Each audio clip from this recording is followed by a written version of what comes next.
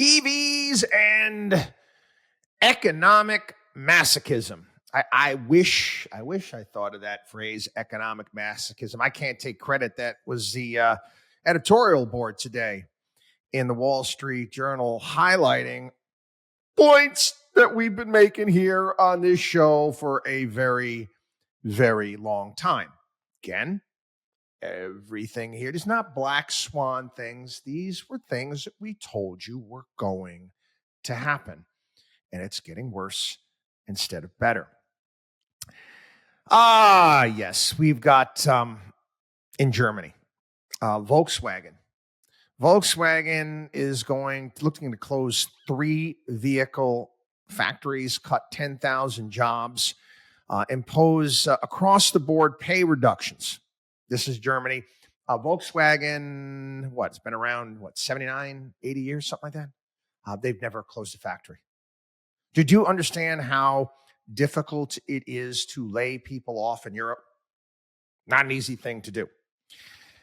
Anyway, Volkswagen employs around 300,000 in Germany. They also own Skoda, which is a Czech car, Spain's Seat. And we all know this is, basically cars, owner manufacturing. It's a major, it's more than one spoke in the German economy. If Germany's auto sector is falling apart, then there's obviously issues with Germany, which is Europe's largest economy, and also Europe as well. Now, the politicians in Germany, again, like here in the United States, where they like to blame, grocery stores for higher food prices, they're blaming management on this. One of the funny things that Volkswagen did do, they had to pay a massive fine, which was stupid. Again, it was dumb. They got caught. You remember Dieselgate?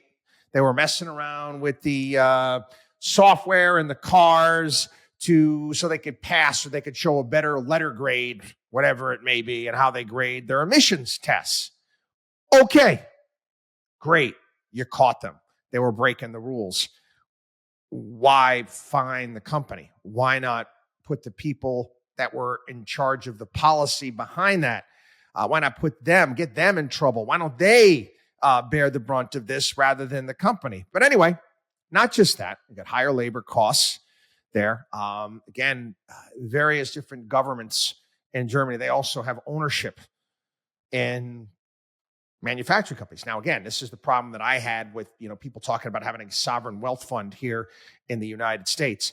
If the government was to do that, or if states were to start doing that, we need to make sure that there's a rule that governments are not allowed to vote. Politicians they're not allowed to have voting rights on the shares that they own. Lower Saxony owns 20% of the voting shares of Volkswagen. So again, when, their constituents want a raise, well, guess what? We own 20% of the voting shares. You better give it to them. How's that working out?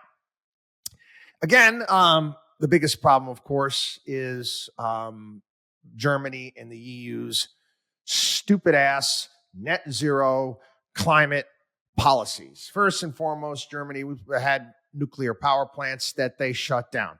They decided to shut down all their coal-fired plants, and they decided to go all in renewables, meaning their electric prices are some of the highest in Europe. How is that good for a manufacturing economy? It's not.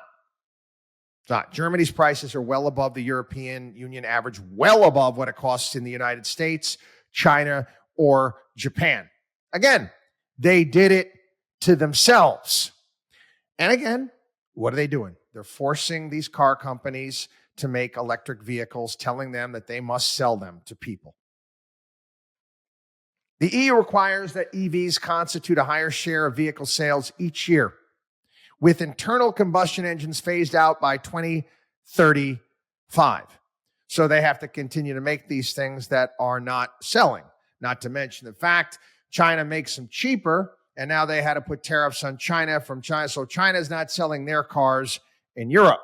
It's not just there. Stellantis warned that they're going to be scaling back their car production, not just in Europe, but they just announced today the United States as well, shutting down, I think for the past week, slowing down the production of Durangos and Jeep Grand Cherokees. Again, this is economic masochism.